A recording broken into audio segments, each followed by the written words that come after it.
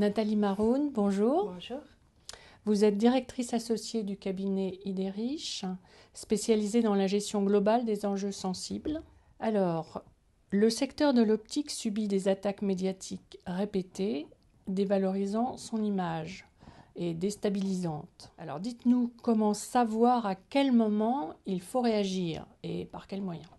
Alors, les attaques médiatiques, elles sont déstabilisantes parce qu'elles viennent changer l'agenda de communication ou stratégique d'une profession ou d'un métier ou d'un professionnel.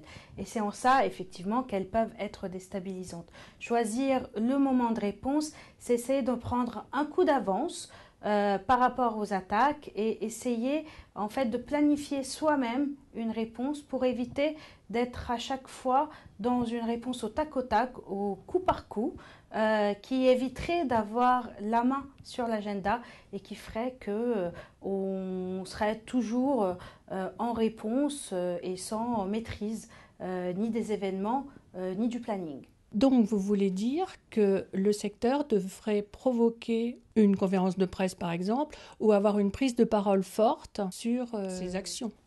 En fait, plus que de provoquer une opération particulière, le tout, c'est de savoir vers quel objectif se diriger. Et une gestion, qu'elle soit de crise ou une communication de crise, va avoir comme principal objectif de définir vers quoi on pourrait se diriger, qu'est-ce qu'il y aurait à protéger et par conséquent de construire en fait des réponses. L'exemple d'une conférence de presse ou d'une prise de parole médiatique est en effet pertinente dans la mesure où elle s'insère dans une planification très précise des événements.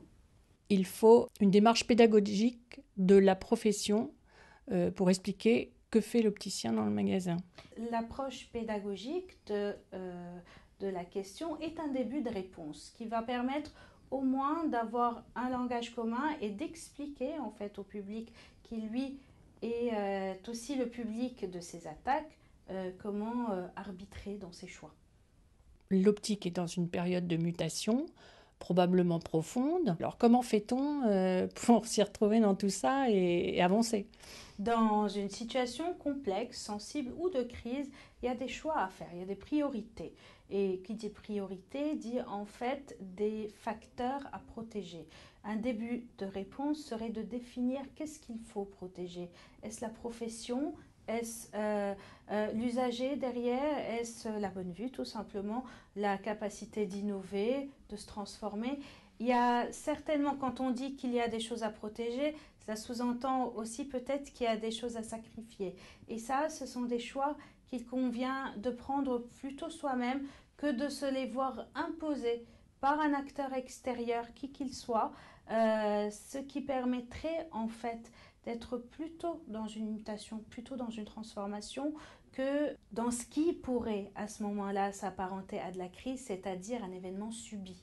En plus du conseil qu'il doit donner à son client en tant que professionnel de santé déjà, il doit être complètement à l'écoute et savoir lui dire les mots qu'il va comprendre. Et à l'écoute, parce que la communication, notamment sensible, se construit à partir du public qu'on vise et non pas uniquement à partir du message qu'on cherche à faire passer.